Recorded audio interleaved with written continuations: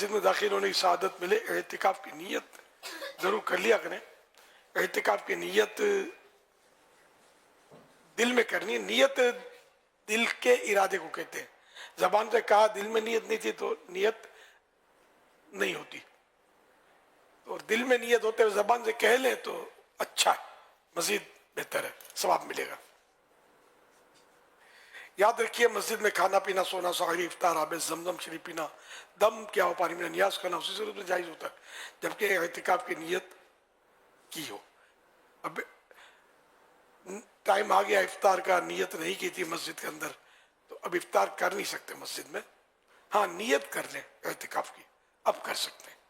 تاہم مناسب یہ کہ اعتکاف کی نیت ثواب کے لیے کریں، کچھ ذکر و درود کر لیں، چاہے تو 12 بار درود شریف پڑھ لیں، اب بے شک افطار وغیرہ کریں۔ اگر پہلے سے داخل ہوتے وقت نیت کر لی تھی تو ظاہر کچھ نہ کچھ نماز، درود، سلام کچھ بھی آدمی کرتا ہے، اب نئے سرے سے 12 بار درود شریف پڑھنا یہاں مراد نہیں ہے۔ پڑھیں تو منع بھی نہیں ہے، لیکن افطار میں تاخیر بھی نہیں ہونی چاہیے۔ ویسے بھی اگر افطار میں تاخیر ہو تو پھر پہلے افطار کرنا چاہیے، اعتکاف کی نیت کر کے افطار کر لیں اگر تاخیر ہو، کیونکہ افطار میں تاخیر جو ہے نا یہ منع ہے۔ مستحب یہ کہ جیسے وقت یقینی طور پر سورج ڈوب جائے، یقینی طور پر تو افطار کر لینا چاہیے۔ صلو علی الحبیب صلی اللہ علیہ محمد۔ فرمان آخری نبی صلی اللہ تعالی علیہ وآلہ وسلم، جو قوم کسی مجلس میں بیٹھے اللہ پاک کا ذکر اور نبی صلی اللہ علیہ وسلم درود شریف نہ پڑھے تو قیامت کے دن جب اس کی جزا دیکھیں گے تو ان پر حسرت طاری ہوگی، اگرچہ جنت میں داخل ہو جائیں۔ صلو علی الحبیب صلی اللہ علیہ محمد۔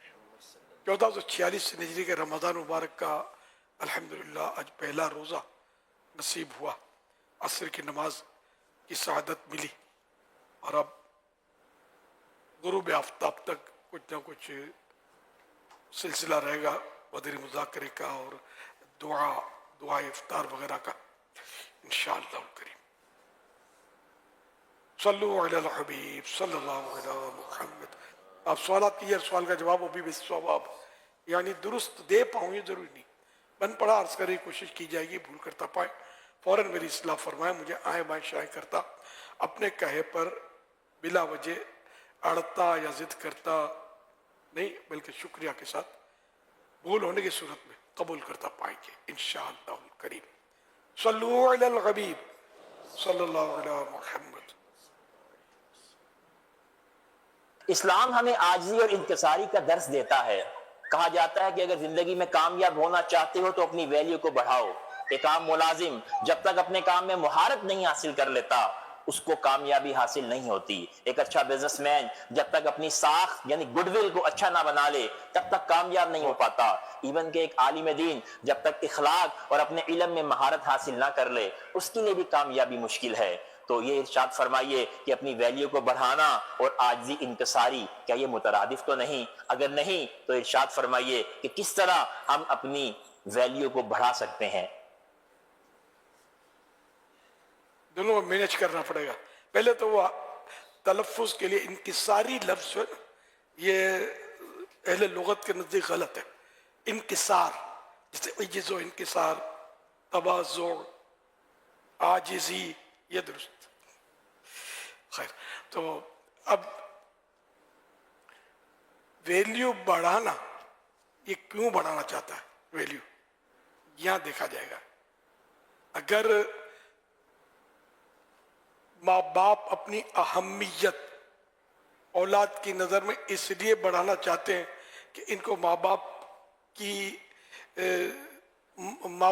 اہمیت پتہ چلے کہ ماں باپ کے شریعت میں کیا کیا مطلب ہے، کہ احکام ہیں، ان کی خدمت کرنی ہوتی ہے، ان کی تعظیم کرنی ہوتی ہے وغیرہ وغیرہ، ٹھیک ہے نا، اور یہ نافرمانی یہ گناہ سے بچے میرا بچہ کے دل میں، یہ اس لیے اگر ویلیو بڑھاتا ہے، اہمیت یا حب جا بھی یہ یہاں جائز ہوتی ہے اس ضرورت کے تحت ماں باپ۔ اسی طرح استاد شاگرد کے ذہن میں اپنی اہمیت اس لیے بڑھاتا ہے تاکہ یہ پڑھ کر یہ بھی، جیسے حضرت عالم ہے تو یہ بھی چاہیں گے کہ یہ بھی عالم بنے، اس لیے ویلیو بڑھانے کے لیے کوئی جائز صورت اختیار کرتے ہیں تو یہ بھی جائز.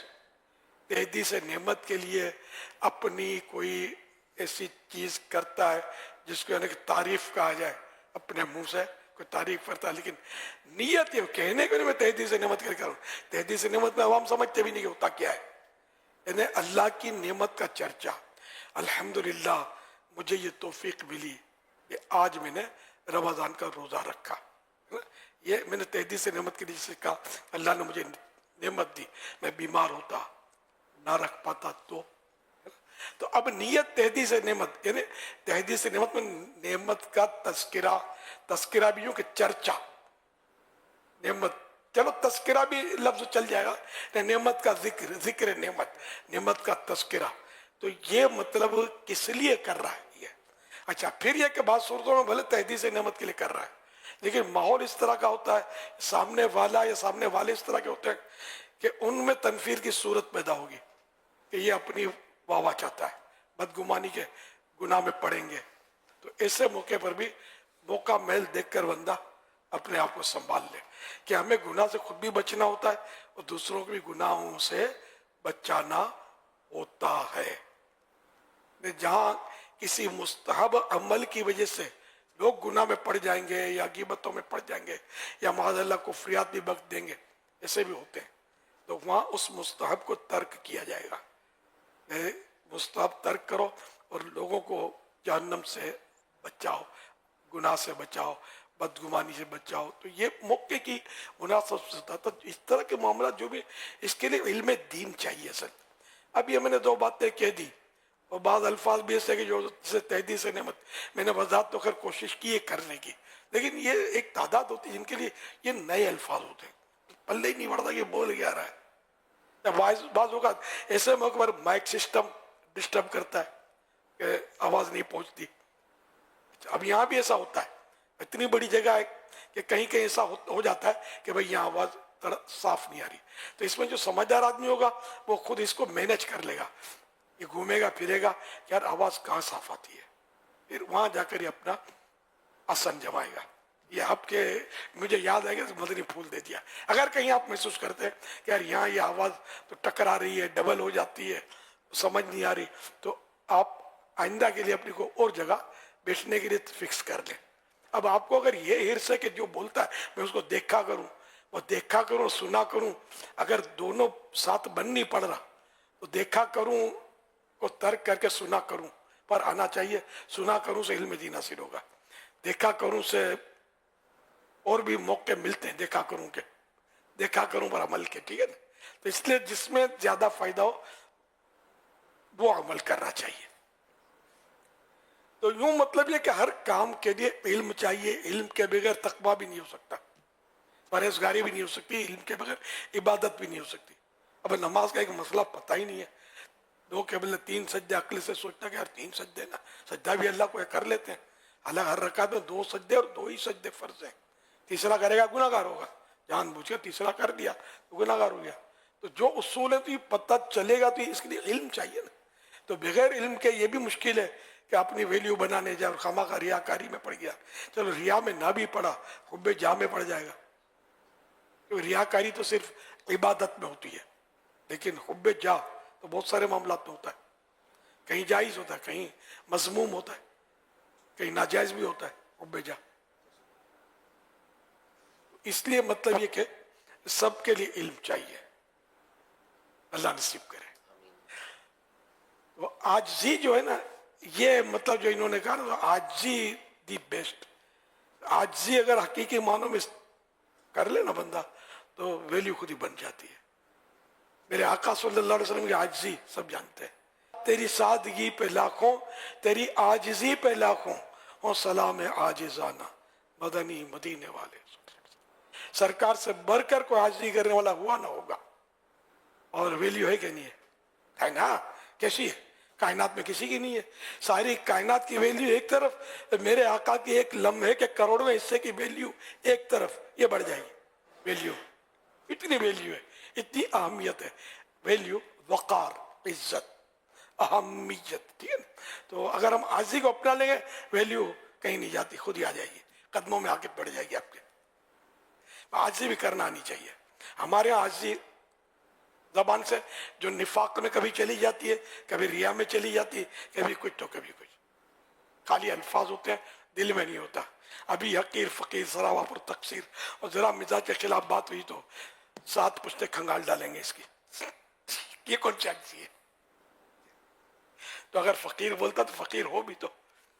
میں ایک مثال دیا کرتا ہوں, ایک بزرگ ہوتے تھے صوفی بشیر الدین رحمت اللہ علیہ, کچھ نہ کچھ کی زیارتیں کی ہے میں نے, وہ پرانے بزرگوں کی طرح بزرگ ہوتے تھے, اسلاف کی طرح. بہت پرانی بات ہے, دعوت اسلامی سے پہلے کی بات ہے. تو یہ کہا کرتے تھے فقیر, فقیر 4 حروف ہیں فقیر کے, فا سے فاقہ. فقیر میں کیا کیا خوبیاں ہونی چاہیے؟ فا میں فا سے فاقہ, فا قاف یا را 4 حروف ہے نا. تو فا سے فاقہ, کھانا پینا کم کھائے, کم از کم اتنا تو کرے. تو فاقہ, فا سے فاقہ, قاف سے قناعت, جو مل گیا جو اللہ نے دیا مزید طلب نہ کرے. ہم لوگ تو مطلب بٹیاں لاؤ, آلو نہیں ہے آلو لاؤ, گرم کر کے لاؤ. ہم بھی اچھے قناعت والے ہیں, بہرحال ہیں تو فقیر نا. تو قاف سے قناعت, یا سے یاد الہی, اور یاد مال میں لگے رہتے ہیں ہم لوگ تو, یاد مولا نصیب ہو جائے تو کیا بات ہے. اور را سے ریاضت, نے اللہ کے دین کے لیے محنت, عبادت کے لیے محنت. ریاضت کے لفظی معنی ہے محنت, ہے نا, اور یوں محنت. تو یہ فقیر وہ ہوتا ہے کہ جس میں 4 صفتیں ہوں. ان بزرگ کا یہ ارشاد. اب چونکہ یہ شریعت سے ٹکراتا تو ہے نہیں, تصوف کی اسی طرح تعریفات بزرگوں کے اقوال سے طے ہوتی ہے کہ کوئی کچھ کہتے ہیں, کچھ فرماتے ہیں, ہوتے ہیں یہ ایتھینٹک بزرگ ہوتے ہیں اور اہل علم ہوتے ہیں. کوئی عام جاہل آدمی بول دے اس کی ویلیو نہیں ہوتی کہنے کی, ٹھیک ہے نا. تو علماء جو ہوتے ہیں ان کی ویلیو ہوتی ہے. تو بہرحال وہ بزرگ تھے. اب ان کی زیادہ تو مجھے تفصیلات پتہ نہیں تھی, نہیں ہے, لیکن میں ان کی صحبت کچھ مجھے اٹھائی ہے. بزرگ تھے, بہت پیارے بزرگ تھے رحمت اللہ علیہ. تو یہ میں نے آپ سرچ کر دیا. ہم ہیں فقیر. فاقہ نام کو نہیں, ڈٹ کے کھاتے ہیں, یقین ہونے ایسا کھاتے ہیں پیٹ بھر جاتا, دل نہیں بھرتا. مجبوری ہوتی ہے کہ اب ڈالیں کہاں, چورن ڈالنے کی جگہ نہیں ہے, ورنہ تو 2-4 بوٹیاں اور بھی سرکا لیتے, مال ہے مفت لے بے رہے. یاد تو یہی ہے نا, سمجھے, بیٹھے بیٹھے کھا رہے, سمجھے. اچھا, اور پھر یاد الہی یا قناعت اور ریز ریاست, کچھ بھی نہیں, سمجھ ہی نہیں پڑتی ہوتا کیا ہے, مگر ہم فقیر, ساتھ میں حقیر بھی ہیں. اللہ کرے زبان و دل ایک ہو جائے. لیکن کوئی فقیر کہتا ہے, بدگمان اس پر بھی نہیں کرنی ہے.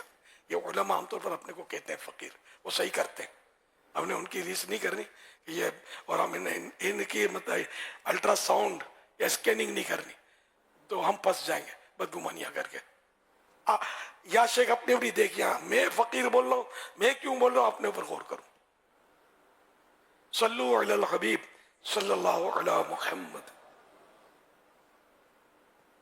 مدنی مذاکرے میں امیر علیہ سنت آپ سے یہ سوال ہے, بعض لوگوں میں ایک عادت دیکھی جاتی ہے, روزے دار کے سامنے سگریٹ پینا. اس کو یہ پتا ہے کہ سامنے والے کا روزہ ہے, اس نے بتایا بھی ہے میرا روزہ ہے, آپ دور جا کے پی لو, لیکن وہ اد بد کے وہیں پی رہا ہوتا ہے. پھر ایک روزے دار اس سے ہٹ جاتا ہے سگریٹ والے کے سامنے سے. اس بارے میں کچھ مدنی پھول چاہت فرمائیں کہ جو اول تو بلا اجازت شرعی کوئی روزہ نہیں رکھتا تو وہ گناہ گار ہے. اب وہ سامنے کھاتا پیتا ہے تو یہ اس کے دوسرے مسائل ہیں کہ یہ بھی یوں یعنی یہاں تک کہ کسی کا روزہ ٹوٹ گیا, رمضان شریف کا, نفل کی بات نہیں کر رہا, رمضان شریف کا روزہ ٹوٹ گیا, تب بھی اس کو پورا دن روزہ دار کی طرح رہنا واجب ہے. لیکن روزہ ٹوٹ گیا تو اب بولے یار اب تو بول, چلو روزہ ٹوٹ چکا, اب کھاؤ پیو جان بناؤ, نہیں, کھانا پینا نہیں ہے, روزہ دار کی طرح رہنا ہے. اب روزہ قضا یا کفارہ جو بھی ہے وہ اس کے اپنے احکام ہے, لیکن تو روزے دار کا بھی احترام ہے.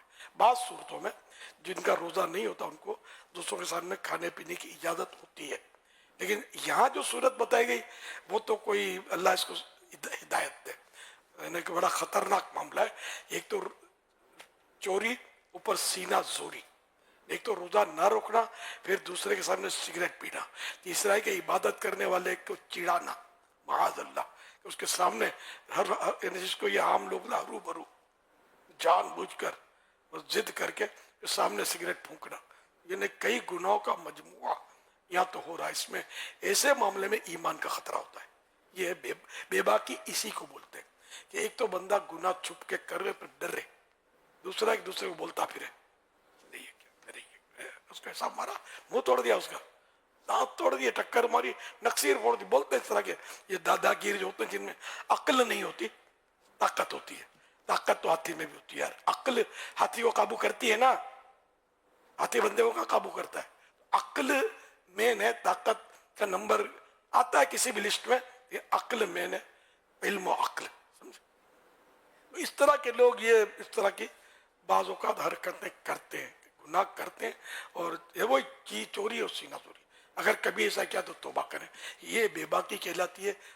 گناہ میں بے باکی یعنی نڈر ہونا, بے خوف ہونا.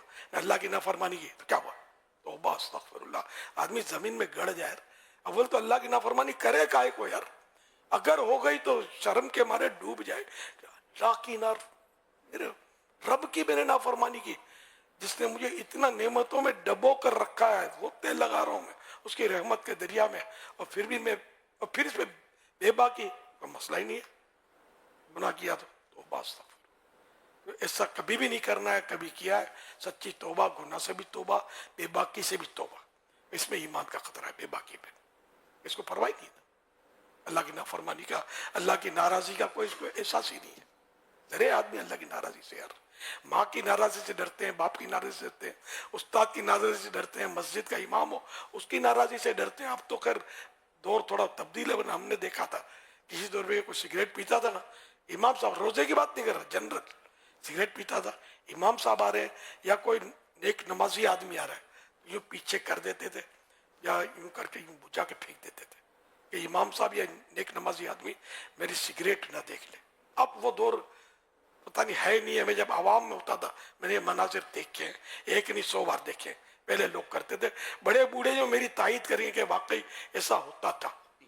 اب بھی ہے نا, لیکن کم ہو گیا ہے. پہلے بہت تھا یار. یہ ایسا ادب کرتے تھے کہ جس کی یار مزار کے قریب سے گزرتے کسی مزار کے, اب تو باتیں بناتے ہیں کہ اس میں پتہ نہیں کس کا کون دفن ہے, کیا دفن ہے یار.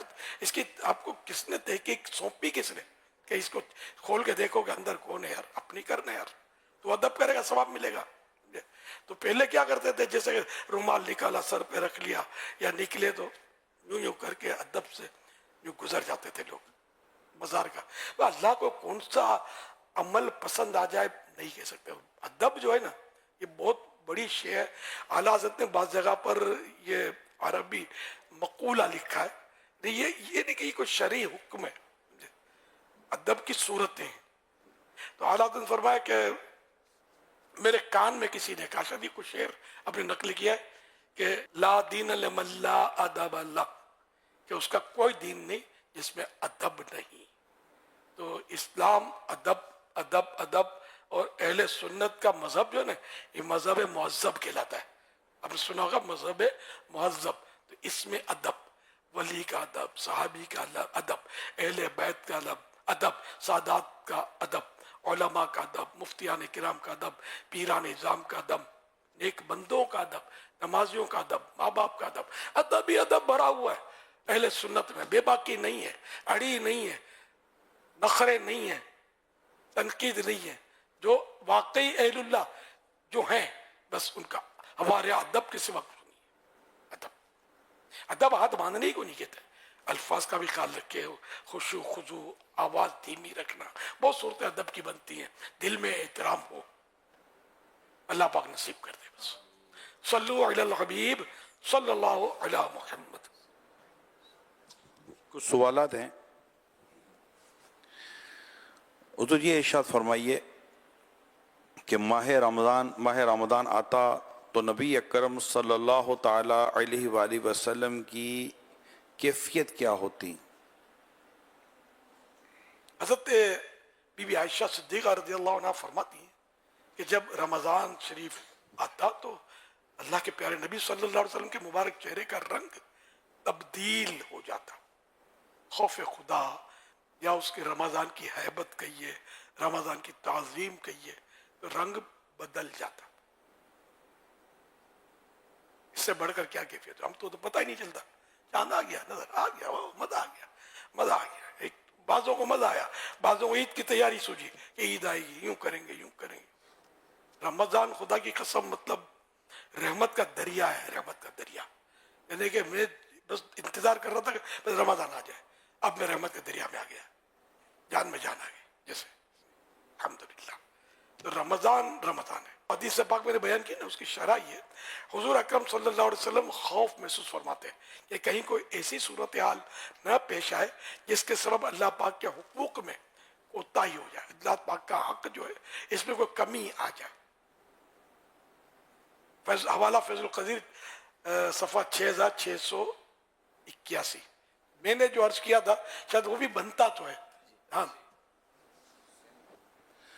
پیارے آقا صلی اللہ علیہ وآلہ وسلم کا ماہ رمضان میں عبادات کے تعلق سے کیا معمول تھا؟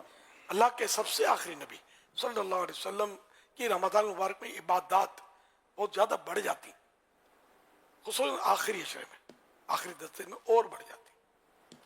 سحری سے متعلق نبی اکرم صلی اللہ علیہ وآلہ وسلم کا انداز مبارک بیان فرمائیے. اللہ کے پیارے پیارے سب سے آخری نبی صلی اللہ علیہ وسلم خود بھی سحری فرماتے ہیں اور اسے کرنے کا حکم بھی دیتے ہیں. ایک حدیث میں ارشاد ہوا, سحری پوری کی پوری برکت ہے, تم اسے مت چھوڑو, بھلے ایک گھونٹ پانی لو, بے شک اللہ پاک اور اس کے فرشتے سحری کرنے والوں پر رحمتیں بھیجتے ہیں. حوالہ مسند امام احمد, حدیث نمبر 11086. آپ نے سرکار دو جہاں صلی اللہ علیہ وسلم کے سحری کے تعلق سے جو ارشاد فرمایا, حدیثیں بھی بیان فرمائی. اب یہ ارشاد فرمائیے کہ بغیر سحری کے روزہ رکھنا کیسا؟ روزہ ہو جاتا ہے, لیکن یہ کہ بعض لوگ سحری نہ کر کے روزہ رکھنے کو بہادری سمجھتے ہیں, یہ غلط ہے. سنت چھوڑنا بہادری نہیں ہے, سنت پر عمل کرنا بہادری ہو سکتا ہے, چھوڑنا نہیں. تو اس لیے چاہے پانی پی لے سحری کی نیت سے, ابھی دنیا کو کہتا نہ پی لے کہ پانی پی کے روزہ رکھا ہے, اس میں نہیں ہے دکھاوا, نہیں ہے. عبادت صرف اس رب کی, جس رب کی عبادت کرتے ہیں اس کے لیے کرتے ہیں, اسی کو پتہ چلے. بلا ضرورت کسی کو اظہار کی حاجت نہیں ہے. صلو علی الحبیب صلی اللہ علی محمد. آپ صلی اللہ علیہ وآلہ وسلم سحری کے لیے کیا پسند فرماتے تھے؟ اکثر کھجوریں کھا لیتے, سحری میں اکثر کھجوریں کھا لیتے. پیارے آقا صلی اللہ علیہ وآلہ وسلم افطار کس چیز سے کرتے تھے؟ تازہ یا خشک کھجوروں سے افطار فرماتے ہیں, اور اگر نہ ہوتی تو پانی سے. نبی رحمت صلی اللہ علیہ وآلہ وسلم کی ماہ رمضان میں سخاوت کے متعلق کیا کیفیت ہوا کرتی تھی؟ جب ماہ رمضان تشریف لاتا تو اللہ کے پیارے پیارے آخری نبی صلی اللہ علیہ وسلم کی سخاوت بڑھ جاتی, اور تیز ہوا سے بھی بڑھ کر رائے خدا میں خرچ فرماتے. یہ بخاری شریف کی حدیث ہے. یہاں مفتی احمد یار خان رحمۃ اللہ علیہ نے بڑی ایمان افروز شرح فرمائی. فرماتے ہیں قرآن کریم نے حضور اکرم صلی اللہ علیہ وسلم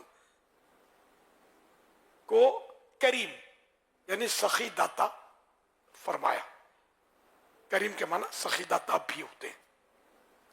ماہ رمضان میں تو کسی کو کسی طرح رد فرماتے ہی نہ تھے.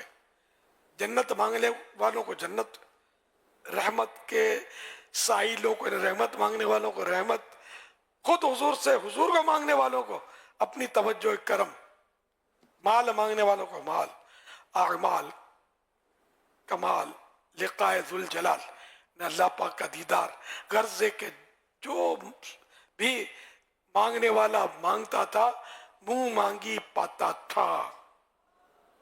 بعض عشاق اب بھی حضور صلی اللہ علیہ وسلم سے رمضان کریم میں ہر چیز مانگتے ہیں.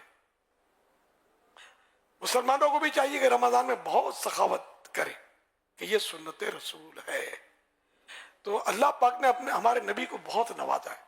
تو جو مانگو حضور دیتے ہیں, مانگنے کا شعور دیتے ہیں. تو یہ ہمارا ایمان ہے کہ جو بھی حضور پاک ہمیں دیتے ہیں اپنے رب سے لے کر دیتے ہیں صلی اللہ تعالی علیہ وسلم. ماہ رمضان میں نبی اکرم صلی اللہ علیہ وآلہ وسلم کی دعا کا انداز کیسا تھا؟ جب ماہ رمضان تشریف لاتا تو بکثرت ज्यादा दुआएं मांगते और खूब दुआ में गिरिया जारी करते, यानी रोते। क्या नबी अकरम सल्लल्लाहु अलैहि वसल्लम माह रमजान में तक़वा फरमाते? जी हाँ, रमजान मुबारक, रमजान करीम के आखिरी अशरे का एहतिकाफ फरमाया करते। ये भी है, 1 महीने का एहतिकाफ भी किया है, 20 दिन का भी एहतिकाफ किया है। तो इस तरह मतलब कि तलाश लैलतुल क़द्र सारे माह में जारी रखी। और आखिरकार इससे जो हदीसों से मुस्तफ़ाद जो सीखने को मिला कि आखिरी अशरे की ताक रातों में पाया। प्यारे आका अच्छा, सल्लल्लाहु ये लैलतुल क़द्र की मुख्तलिफ रिवायतें हैं, ये कुछ मैंने इसमें से अर्ज किया आपको। नबी अकरम सल्लल्लाहु अलैहि वसल्लम का माह रमजान में तिलावत का अंदाज कैसा था? रमजान करीम की रातों में हज़रत जिब्रील अलैहिस्सलाम बारगाह रिसालत पे हाजिर होते हैं और उनसे हुज़ूर सल्लल्लाहु अलैहि वसल्लम कुरान करीम का दौर फरमाया करते हैं, यानी कुरान करीम सुनाते और उनसे सुनते। और जब आखिरी साल आया हयात मुबारका का तो 2 मरतबा दौर फरमाया था।